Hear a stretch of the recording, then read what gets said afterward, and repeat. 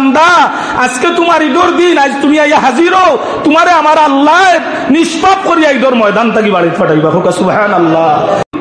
ঈদুল লিল মুমিনিন, মুমিনর লাগি ঈদর দিন ঠিকু, যে রোজা রাখছে, যে সিয়াম সাধনা করছে, যে তারাবির নামাজ পড়ছে, যে কোরআন তিলাওয়াত করছে, যে দুরূদ শরীফ পড়ছে, যে নবীর লগে সুলুক রাখছে, যে বালা মানুষের সঙ্গী বনছে, এর লাগেও ঈদর দিন, ঈদুল ফিতরের দিন।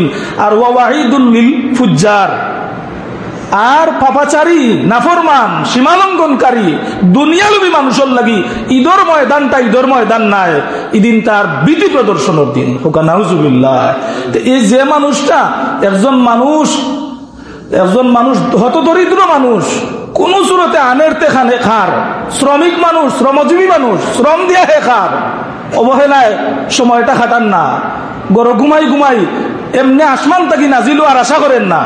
হে তার রিজেক্টারে সন্ধান করিয়া, তালাশ করিয়া, শ্রম দিয়া, গাম জড়াইয়া, মেধা খাটাইয়া তার রিজেকর, তার বাচ্চা হচ্চার রিজেকর ব্যবস্থা করে।